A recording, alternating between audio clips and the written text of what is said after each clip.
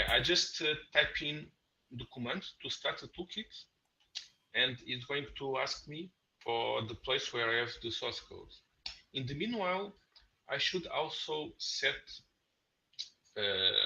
in my hosts to use the local host for this domain. So I'm using the iBroker domain for my local environment. And so we should do this in order not to install all the Resync framework locally. So in this way, you can use at the backend our iBroker testbed. Okay, now the toolkit is asking me where should I host my source code. In this case, it's the dev Hyperty. In order to to have the possibility to select, you should ensure that this dev Hyperty is at the same level in terms of the directories as the toolkit. So in this case, I can show you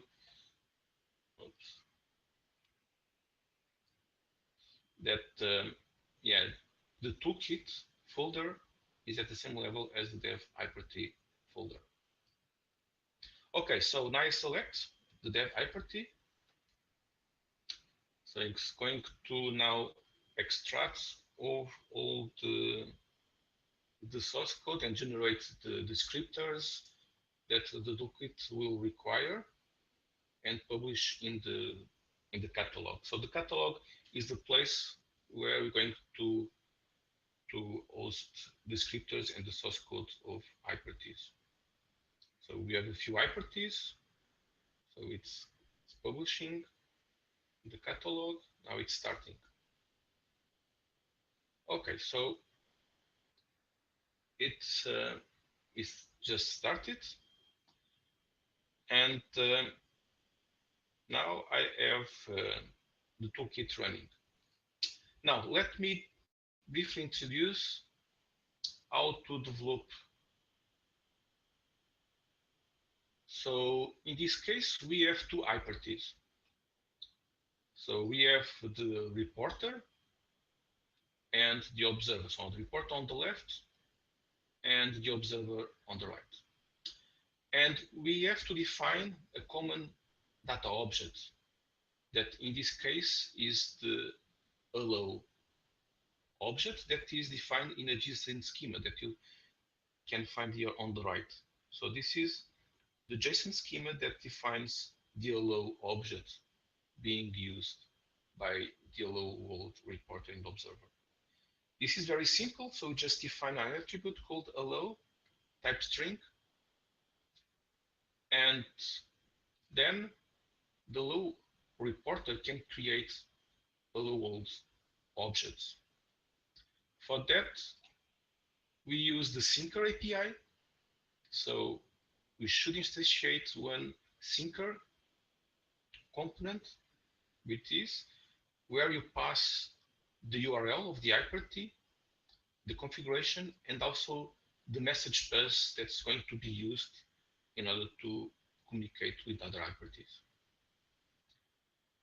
Then we have one allow function, and there is the place where the object is created with the function create. You just have to pass the descriptor of the data schema of the data object that you are using. This has been defined here in the constructor. So this is the URL from the catalog from where you can load the JSON schema that defines the data object. In this case, it's this JSON schema. Okay. Now, in the create, you can also invite Hyperties that want to be observers, and also initial data for this object. In this case, the initial data is this one on the right. So where the allow attribute has this string, allow body.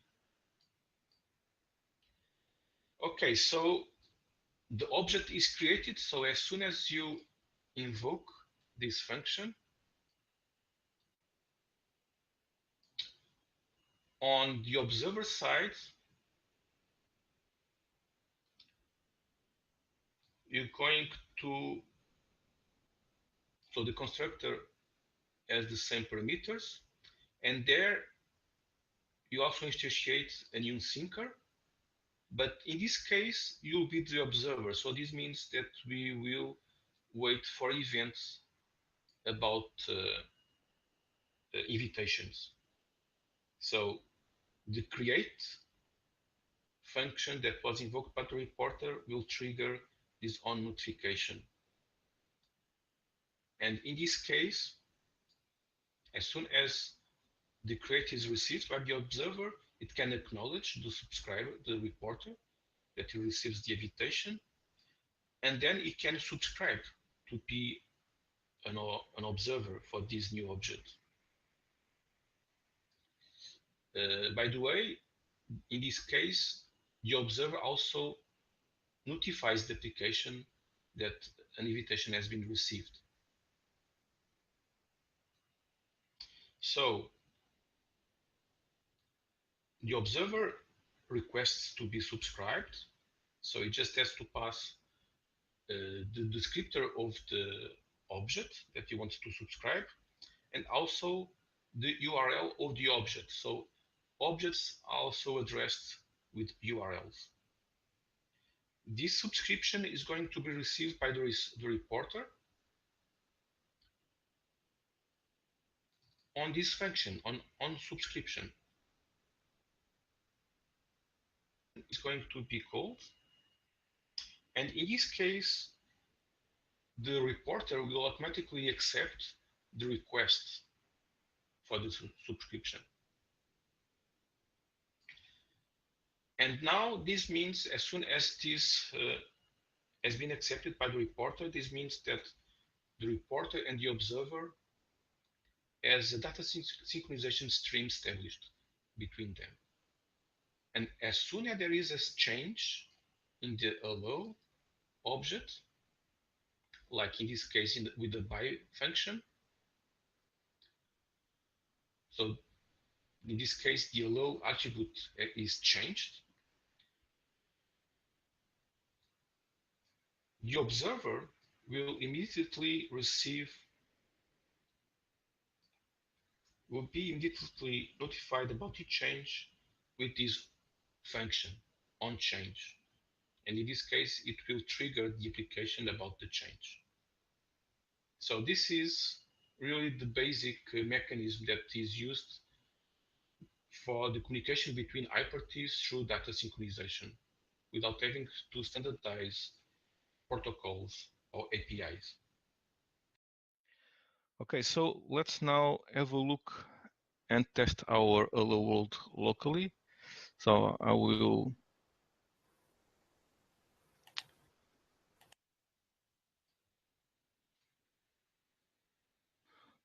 move to another screen. So in this case, we are using the iBroker backend. So that's what I put here. I have to accept the certificate.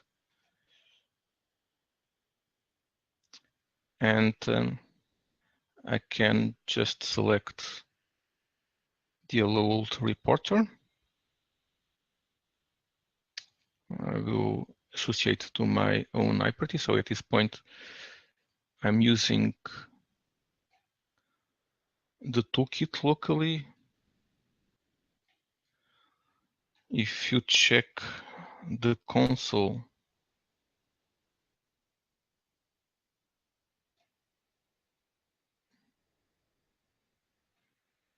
here you can see also every time it connects, there is a change. Now I'll load the observer Hyperty in a second. Oops.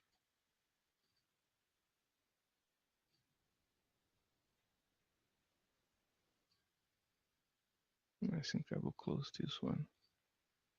Too many windows open. So I will open now the observer in another window, in another account. it goes.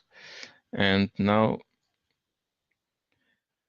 the reporter can invite the observer and say hello to him. It goes. So it says hello and it can say bye. And then if we make a change, so let me move now to my another screen.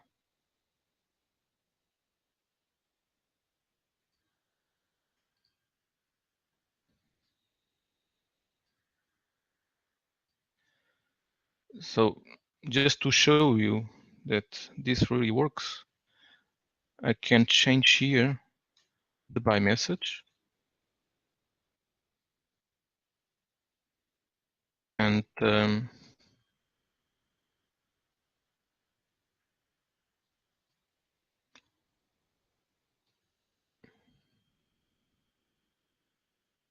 let me check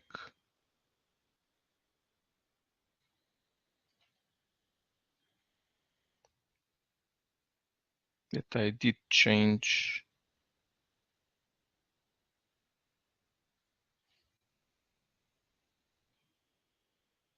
Yes.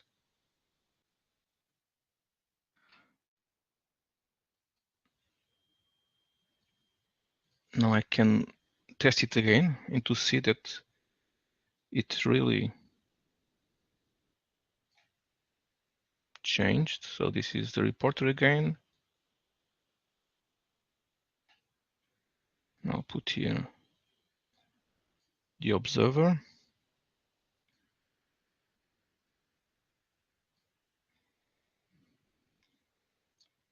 If the change was set, you will see now a different bye message. So now we have a different message that you just changed in the reporter.